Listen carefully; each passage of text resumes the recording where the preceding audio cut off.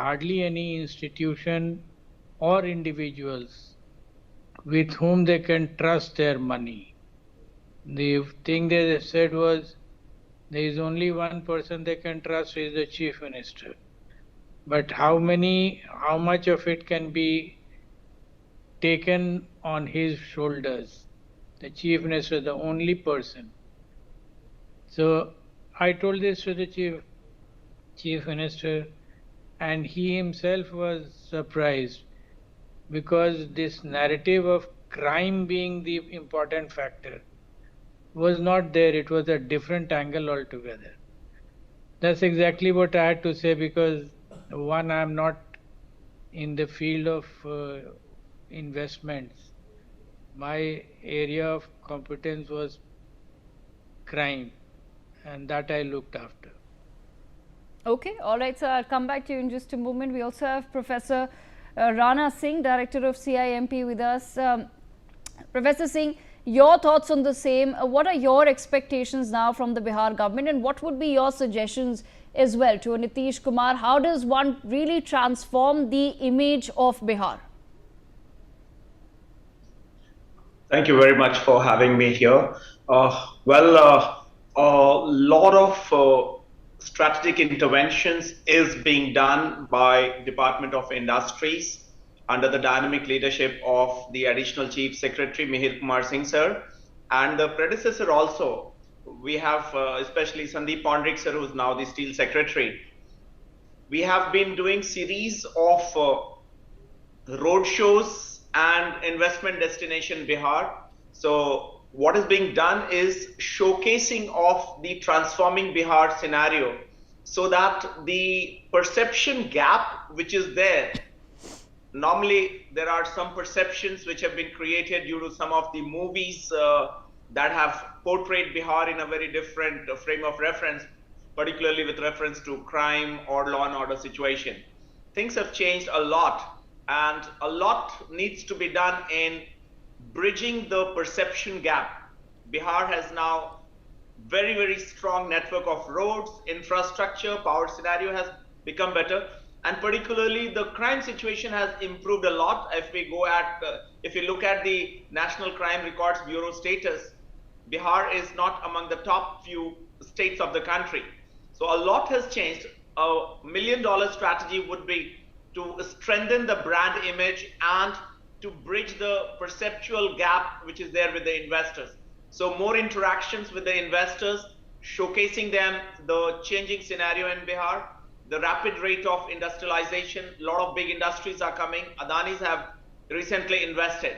So the momentum of rapid industrialization and strong faith of industries and the changing and exponential rate of industrialization, as well as increase in the exports from the state of Bihar, needs to be showcased via various media agencies and various media channels, so as to strengthen the image of the state and to strengthen the confidence of would-be and future investors. More and more investment conferences in different state capitals as well as country capital needs to be done, and I'm sure the Industrial Department is doing it. But the pace needs to be increased, and we need to invite more and more investors to leverage the exponentially increasing investment opportunities in the state of Bihar. Okay. That's all from okay. my Then, side. on that note, I want to bring in Dr. Sharad Kohli. Dr. Sharad Kohli, obviously, like I said, on paper, a lot of great things have happened, and Professor Singh here says we have to attract investment in Bihar. That's the obvious way to go about it, right? That's what every state wants. But I do feel that Bihar comes with a slight issue of an image problem. Do I really want to set up my factory in Bihar? Do I really want to take my business to Bihar? Do I really want to move bases to Bihar? Those are all questions that people ask today. So I want to understand from your perspective, if you had to give some suggestions to the current Bihar government, what do you tell them? How does one really transform Bihar? What should the action plan be? Good evening, Devika, to you, my fellow panelists and Newsx viewers. Well, I agree with my previous speaker to an extent that there is a perception problem. The moment you name Bihar, a certain perception gets inside you. Now, I'll tell you, if I'm an investor, and I want to go and invest in a state, and I'm an independent investor. I'm not driven by any political ideologies, political affiliations, and so on. So what do I like to see in a state? I would like to see a peaceful investment, first of all. Well, I agree with some of my precedents say the crime scene may have improved, but then the perception is still that if you go and set up a unit there, and if you start making some money out of it, there is most likely chance that you're going to face various kind of obstacles. So I want a crime-free, peaceful environment. That's my tick box number one. My tick box number two is incessant supply of power. If I'm setting up a manufacturing unit, no manufacturing unit, by the way, Devika, can run without power. So power situation may have improved, but maybe it's still not up to the mark, because any investor, when he goes and selects a location, a large investment always will do evaluation of the states around the country, especially the ones which are trying to attract investment. So the fact that the Bihar government can organize and invest Bihar, I think the best suggestion which I would like to give here, I'll come back to my tick boxes later, but lest I forget, Bihar Invest Fair should be organized more often than not, where you can showcase how Bihar has got a single window clearance.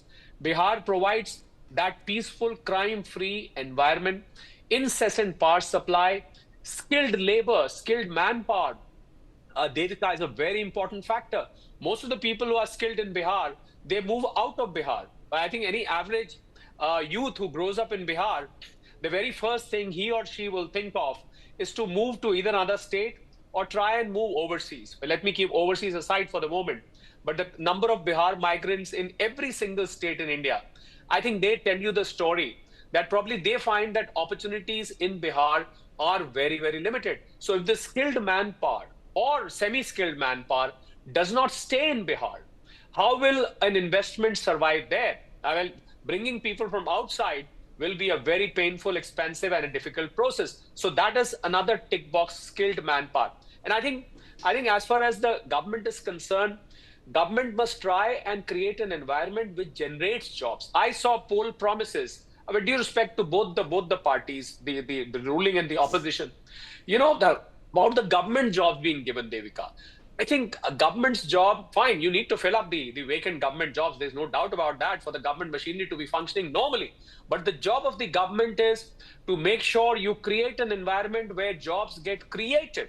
There are opportunities created for youth. You cannot guarantee a job. I saw Tejasvi Yadav's promise of so many crore jobs, probably a job for every family. What are these people going to do? Where are you going to pay the salary from? Forget about that. But what are so many people going to do in the government? So I think creating an environment which creates jobs naturally through the economic process, I think that is the way to go. So I think if you ask me one single thing, Devika, which Bihar must immediately do, because this has been a landmark win and people's expectations are very high, I think Invest Bihar Fair should be organized every month.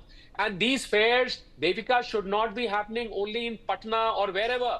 These fairs should be happening in every single state. And there should be an effort made to bring back those migrants to Bihar by telling them that, look, whatever you are earning in Delhi or Mumbai or Bengaluru or wherever you are, we will make sure that you earn that money there by bringing in investment. When I say investment, I mean factories have to be set up. BPOs and KPOs have to be set up. Some of the finest brains in the country, Devika, are from Bihar. But the problem is they are not in Bihar. I think this brain drain out of Bihar has to stop right away, because if you retain them there, then half of the problem of your investment is solved, because there are no people to do the jobs. And if you look at the poverty rate, 1/3 of Bihar earns, households earn 6,000 rupees or 10,000 rupees a month.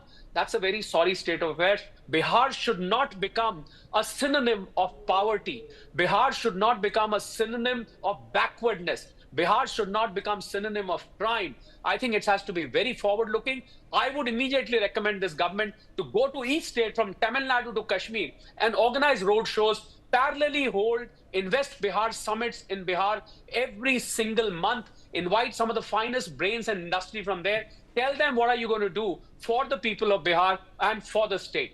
Devika. Okay, before I bring in the rest of our guests as well, I want to share some more information about some of the several notable projects in Bihar which are in the pipeline currently. We're looking at number one, the Patna-Ara Sasaram corridor, which is a 120.10 kilometer 4-lane access control national highway from Sadisopur to Swara near Rohtas, which is currently under construction. Another significant project is the Mokama Munger Highway, an 82.4 kilometer 4-lane greenfield access control corridor being developed as part of the Buxar Bhagalpur high-speed corridor. In the aviation sector, Bihar is developing 6 new airports in towns such as Madhubani, Saharsa, Birpur, Valmiki Nagar, Munger and Muzaffarpur as well. The state is also working on the Kosi-Mechi intrastate link project, which aims to divert surplus water from the Kosi river to the Mechi river, providing irrigation for over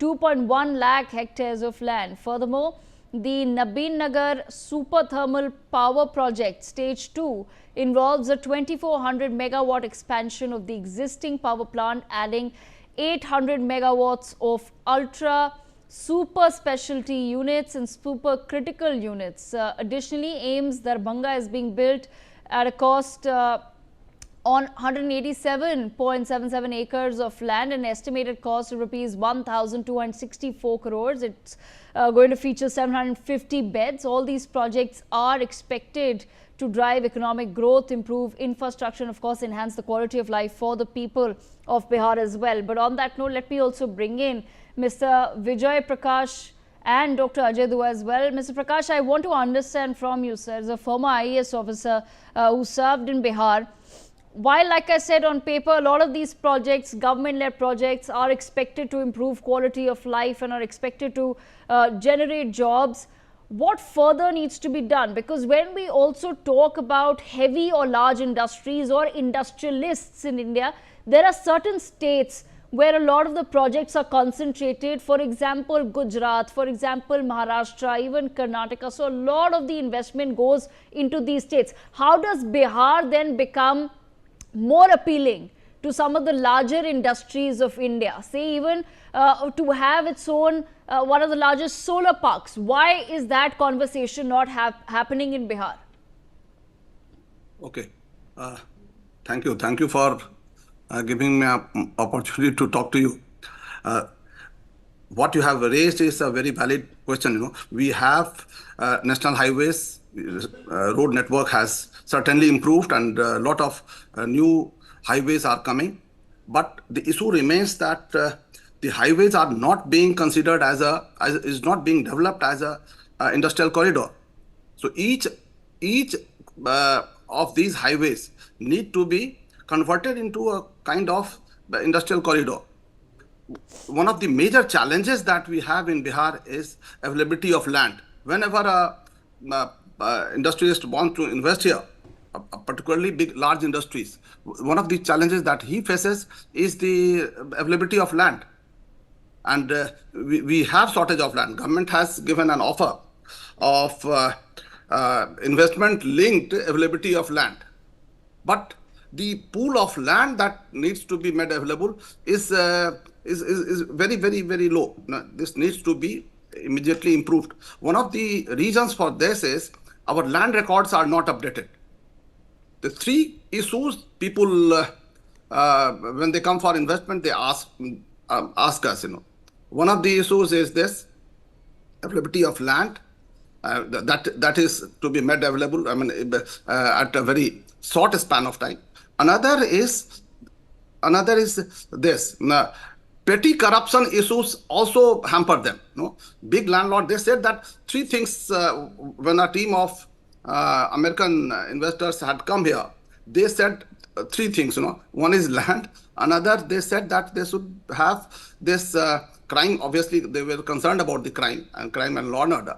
But they were also concerned about this petty crime. They said we can handle the larger crimes, larger corruption, but not the petty corruption. So petty corruption takes a lot of time.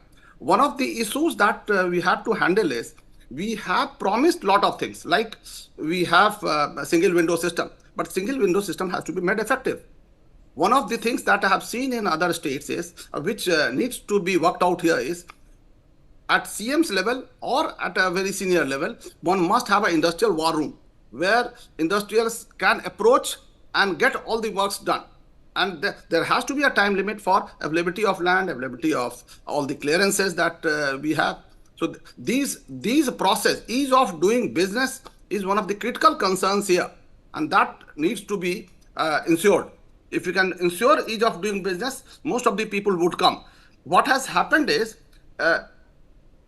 Bihar is a typical place where land, most of the land is in the hand of absentee landlords. So if it is left to industrialists, and if it is, the land size is also very small. So if it is left to the industrialists, they won't be able to get land. So government must have a proper policy for procurement of land, or we had a very good either in the form of a land bank or we had industrial area development authorities. They had to plan their plan for more and more procurement of land. Another thing I would like to tell you in this regard is we are planning for this. Now, we have taken a lot of generic projects. We have to be very specific about some of the critical things that we have. In North Bihar, it's basically agri businesses.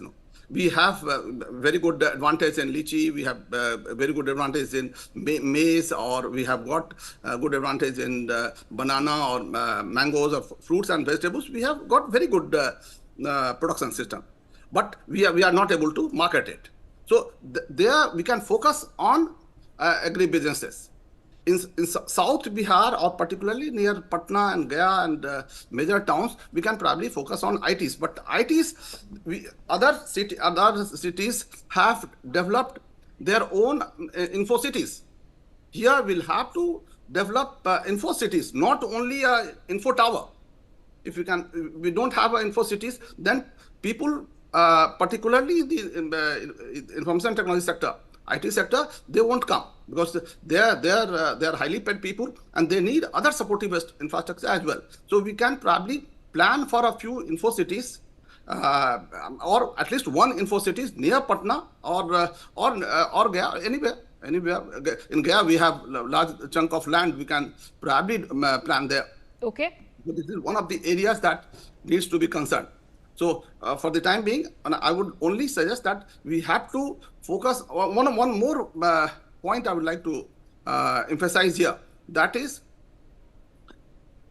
skilled manpower is, as somebody was saying just before me, that skilled manpower is really an issue. Okay. I'm dealing with startups. I'm in charge of, I'm chairman of AICBP Foundation. So when we deal with it, most of the startups have failed or shifted to other cities just because they didn't get proper manpower. Skilled manpower is not available at all. Okay. So we'll have to probably focus on this. So whenever we plan for any corridor, industrial corridor, we'll have to plan both for availability of land, yes, availability of other infrastructure facilities, other supportive say testing and logistic facilities, and also manpower. So critically boiling it down to majorly land, the ability to have infrastructure, and also skilled manpower is what you're saying. Is Dr. Ajay Dua with us? Okay, I believe Dr. Ajay Dua is not with us, but on that note, I would like to thank all of our guests for joining us to take this very critical conversation forward about what the next 5 years of Bihar should look like. On that note, viewers, a very short break.